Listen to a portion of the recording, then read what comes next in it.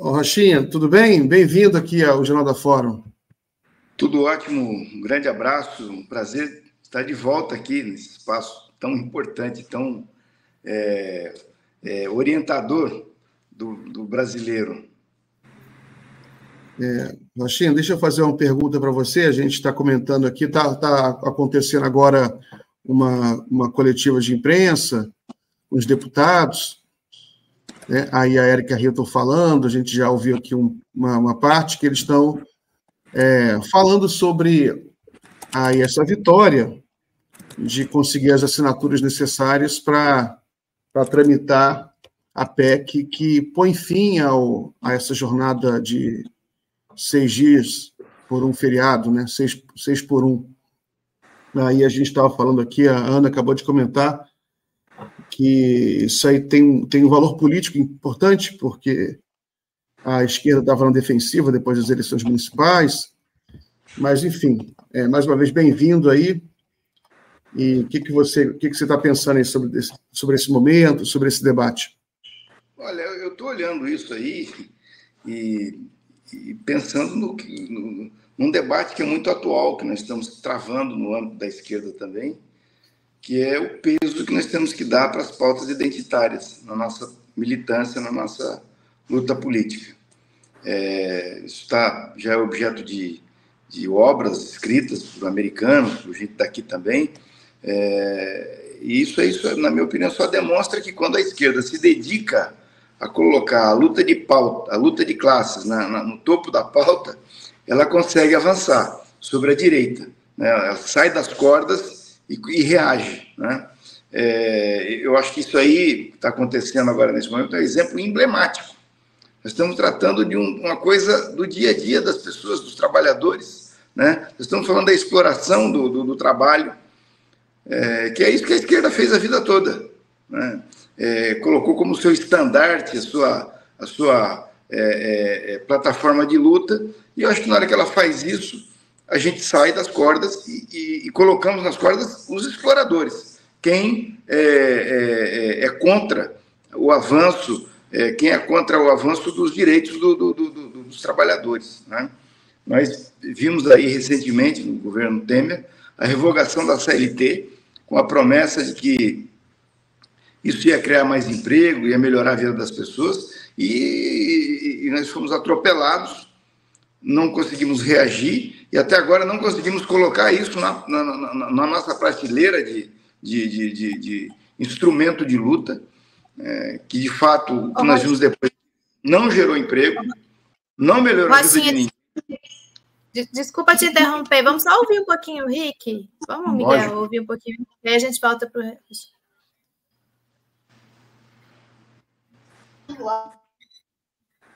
Aqui a gente fala de dignidade, de prosperidade, aqui a gente fala de um país que precisa entender que não tem economia sem a classe trabalhadora. Veja bem, alguns deputados fizeram vídeos se pronunciando que estão preocupados com a economia. Como que os deputados querem separar classe trabalhadora e economia? As duas coisas andam juntos, deputados. Vamos pensar de uma escala mais justa, as pessoas têm mais tempo para consumir também. As pessoas vão fazer a economia gire. O retorno vai ser para todos. A gente precisa de uma sociedade justa. A gente não pode viver em um país que um pequeno grupinho prospera e outros não têm direito nem de vida além do trabalho. Isso é injusto, isso é desumano.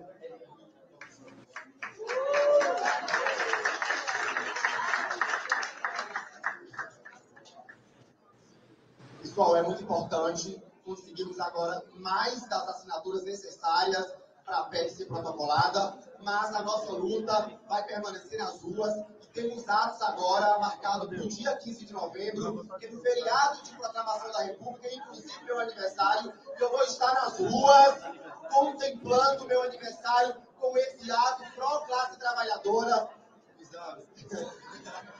Fazer 31 anos, gente. Mas é isso. Quero convocar todos nas minhas redes sociais, tem os cards, teremos atos aqui em Brasília, teremos atos em São Paulo, Rio de Janeiro, Fortaleza, Porto Alegre, Florianópolis, São Luís, Curitiba, Belém do Pará, entre outros estados, capitais e cidades que estamos organizando. Muito obrigado. Muito obrigado. Esse debate precisa andar e andar para frente, porque não tem um país próspero sem a classe trabalhadora. Tamo junto. Muito obrigado. Muito obrigado. Até mais. Até mais. Encerrou. Muito obrigado. Encerrou.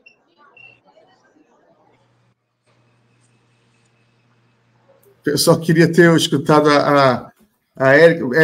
Gui, faz o seguinte, volta aí, depois a gente ouve daqui a pouco. Deixa eu conversar com o Rochinha, volta no esse último discurso da Érica, depois a gente ouve aí, o pessoal ouve com a gente aí. Então, devolvo a palavra para o Rochinha. Rochinha, então, você acha que é um momento difícil ainda para o campo progressista, porque você tem uma correlação de forças muito conservadora no Congresso Nacional, mas uma pauta dessa surpreendeu, né? Está crescendo na sociedade, e uma coisa que parecia...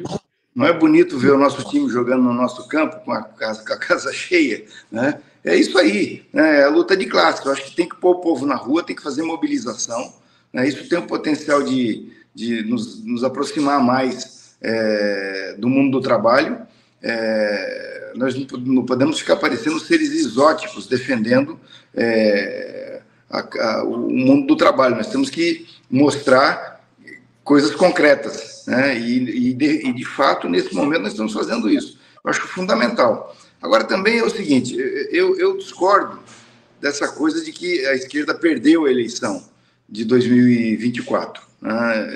Eu vejo a eleição de 2024 como uma sequência da eleição de 2016, do impeachment da Dilma, da eleição de 2018, da eleição de 2020 e da eleição de 2022. Para mim, é uma novela dividida em capítulos. E se você olhar para o primeiro capítulo, que é 2016, ali nós fomos massacrados, derrotados mesmo. E veio o impeachment da Dilma. Em seguida, a prisão do Lula, a derrota para o Bolsonaro. Não, aí sim, nós temos um conjunto de derrotas terríveis, brutais. 2020, nós também perdemos. O PT tinha 250 prefeituras, acho que foi para 179. Em 2024, 2022, nós ganhamos a presidência da República.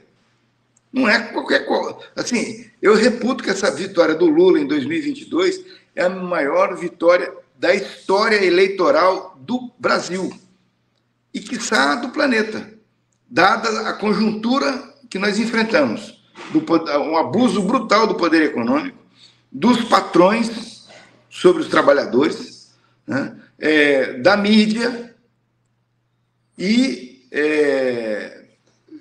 de o Lula saindo da prisão, né? Essa sexta-feira passada, nós completamos 5 anos de libertação do Lula aqui em Curitiba. O Paulo Teixeira estava aqui em Curitiba num evento do SEASA, e nós conversamos e lembramos, até gravamos um vídeo sobre isso. Eu lembrei o seguinte, veja, nós estamos há 5 anos da saída do Lula da prisão em Curitiba. O Lula é presidente da República e está indo para o 3º ano de mandato.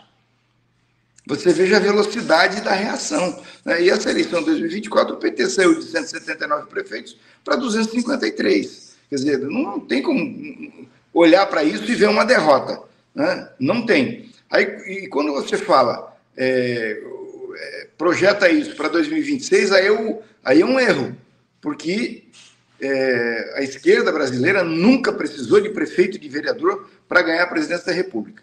Nós tínhamos 9 eleições, nós ganhamos em 5 eleições, perdemos 4, e na eleição em que nós tínhamos o maior número de prefeitos, num contingente de 5 milhões e quase 5.800 prefeituras, nós tínhamos 600 prefeitos. Tínhamos nem 10% do contingente das prefeituras do Brasil. Então, assim, eu acho que... eu lembro um pouco do meu pai, o Expedito, ele costumava dizer o seguinte, velho dirigente comunista, quando a gente se constrangia um pouco para ir defender, vestir a camisa do partido, empunhar a bandeira vermelha e ir para a defesa das nossas pautas, ele via as pessoas um pouco constrangidas e falava, companheiros, o anticomunismo que existe dentro de nós é maior do que o que há na sociedade. Acreditem, vamos à luta que nós vamos vencer. Entendeu? Então, eu acho que essas análises todas que foram feitas, elas são muito precisas. Posso fazer uma pergunta? Posso fazer uma pergunta complementar? Várias pessoas que nós entrevistamos fizeram justamente esse argumento de que a esquerda não precisa das prefeituras, não precisou das prefeituras para ganhar a eleição para a presidência, e 2020 foi um exemplo disso, né? A esquerda não foi bem nas eleições de 2020 e 2022 ganhou a presidência o presidente Lula. Mas ganhou com um Congresso bastante adverso. Você não acha que para eleger deputados, deputadas, senadores e senadoras, as prefeituras contam? Não, o que vai decidir a eleição de deputado é o orçamento secreto. O que decidiu a eleição de vereadores e prefeitos agora foi o orçamento secreto. Certo? Eu acho que nós temos um problemaço. Certo? E aí eu digo o seguinte, eu faço um reparo nas análises que eu considero muito pessimistas. Está faltando um pouco de otimismo para o nosso povo. Eu digo o seguinte, o reparo que eu faço é o seguinte, em Alagoas, por exemplo, nós tivemos 100% de reeleição. É um negócio inimaginável. Num estado que teve 100% de prefeitos reeleitos. Você vai olhar, 85% dos prefeitos reeleitos são da base do presidente Lula, apoiam o presidente Lula na eleição de 2026. Quer dizer, onde é que está a derrota? Né? Então, eu digo o seguinte, você vai analisar uma eleição municipal, você tem que olhar estado por estado, cidade por cidade. Te dou exemplo aqui do Paraná. Curitiba, nós apresentamos um candidato no primeiro turno, o Luciano Dutti, pela frente, pelo PDT, pelo PSB, o PT não indicou nem o vice, indicou, lançou a sua chapa de vereadores. No final da eleição, o nosso candidato ficou de fora do segundo turno porque uma candidata de extrema-direita arrancou no final. Aparentemente, ela ia vencer o primeiro turno, a eleição no primeiro turno. Foi contida porque os outros candidatos conseguiram reagir, mas nós ficamos fora do segundo turno, tivemos 19% dos votos. Fomos para o segundo turno. O candidato Pimentel, prefeito eleito, ganhou a eleição da candidata da extrema-direita. A diferença entre o candidato eleito e ela foi exatamente os votos que a esquerda teve no primeiro turno. Tá? Então, não tem como você reputar uma derrota para a esquerda se ela foi um elemento, inclusive reconhecido pelo prefeito Rafael Greca. Ele fala isso, que nós só ganhamos no segundo turno porque a esquerda, o eleitorado de esquerda veio com a gente. Então, em Curitiba, citando ainda, seguindo o exemplo, em 2020 teve 39 mil votos para vereador, a chapa toda. E em 2024 teve 80 mil votos. Tá? Então, assim, você tem que ir fatiando de município por município, estado por estado, e olhando a conjuntura, para poder afirmar se houve ou não houve derrota. Agora, a eleição de deputado, certo? Tem um ingrediente que se chama orçamento secreto, e que eu costumo dizer o seguinte, o orçamento secreto, junto com essa extrema-direita que está aí, são os dois fatores que mais ameaçam a nossa democracia no Brasil hoje. Porque você vai criar um tipo de parlamentar hereditário. Na hora que o cara não quiser ser mais deputado e senador, ele passa para o filho. Tal o nível, o volume de recursos que ele tem na mão para distribuir. Assim, tem deputado... Eu dei uma olhada e vou falar grosso modo, mas é assim, de 100 milhões por ano a 200 milhões de reais por ano, dependendo do deputado e do partido que ele está. É o que cada deputado tem no Congresso Nacional para distribuir. Vai ser uma luta muito difícil. Certo? Então, nós temos que nos organizar, priorizar, né, essa nossa caminhada e não perder tempo e gastar recursos com coisas que não vão nos trazer ganhos eleitorais. Estou falando da eleição, obviamente, né? Que a gente consegue aumentar a bancada. Se em vários municípios o PT conseguiu aumentar a bancada, né, nessa eleição. E a gente tem condição de fazer isso. Basta você fazer as alianças corretas, os acordos certos, lançar os candidatos certos, não investir em candidato que não tem condição não tem competitividade. Acho que é isso, né? Racionalidade. E eleger as pautas corretas. Rochinha, caiu ou foi só comigo aqui? Eu estou me enxergando, eu estou me vendo. Não fui eu, desculpe, Rochinha. Aqui. Então, nós temos que eleger as pautas certas. Agora, nesse momento, nós conseguimos fazer um golaço com essa da 6x1. Né? Isso aí tem que ir para a rua, nós vamos emparedá-los com esse discurso. E nós estamos fazendo um bom governo. Certo? Nós temos que nos preocupar muito se nós não estivéssemos fazendo um bom governo. Né? Esses vereadores, portanto, que você se refere, que vão influir na eleição de deputado, vão, mas aí vão eleger o Centrão. Quem ganhou essa eleição fosse nós, não perdemos, certo? Mas você pode dizer que o PL, que anunciava que ia eleger mais de 1.000 vereadores, de prefeitos, elegeu só 600, não atingiu o objetivo. Né? Então, eu te dei exemplo de Alagoas, certo?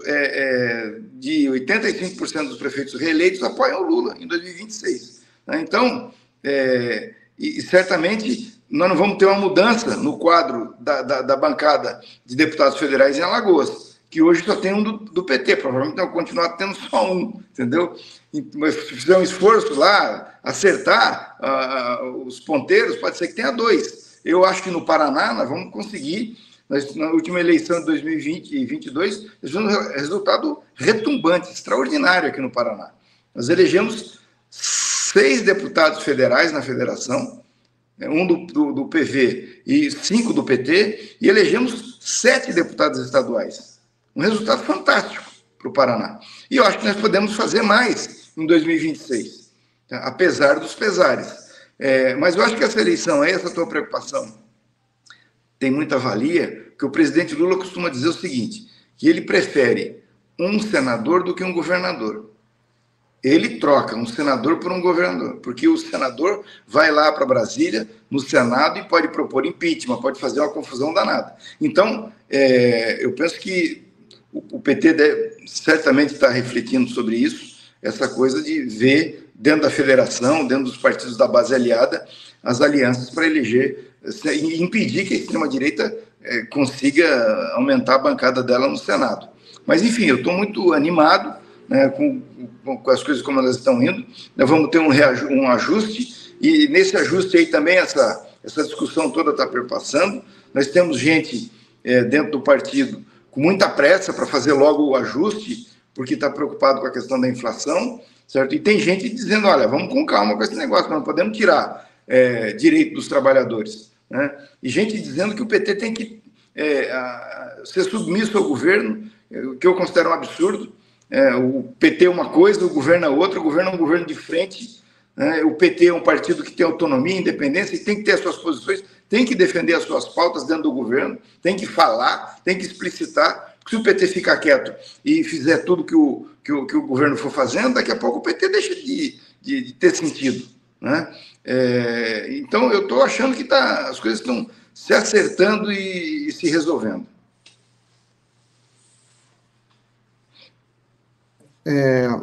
Rochinha, a gente está no final aqui do nosso bloco. Eu vou liberar você em um minutinho. Só queria sugerir uma entrevista, não sei se você viu, com o Eduardo Paes, que ele deu agora para o Valfrido, né? Eu achei interessante, que ele faz uma análise também do presidente Lula e do PT, bem interessante. Ele é do PSD, né? Ele defende muito a reeleição do Lula e ele acha que o PSD vai caminhar mais, na sua maioria, para apoiar o Lula, mas ele fala que a questão da dificuldade do PT hoje é muito na sua linha, né? Porque o Lula foi preso, o Lula foi preso há pouco tempo, né? Então foi eleito há menos de 2 anos, então essa transição ainda está acontecendo e seria também muito forçar muito a barra, esperar já uma recuperação muito rápida, né? A eleição do Lula faz pouco tempo, a população ainda está assimilando a vitória do Lula e os novos rumos, mas depois você dá uma olhada lá. Muito obrigado, Rochinha, pela participação. A gente já tem nosso convidado aqui, mas sempre uma honra recebê-lo. Forte abraço. Muito obrbrigado e desculpe o otimismo. Não, eu sou da sua linha também. Eu sou um otimista desesperançado, mas nunca perco o otimismo. Eu sei como é que é. Nós otimistas também. Valeu, abraço. Nós estamos do time da esperança. É isso aí.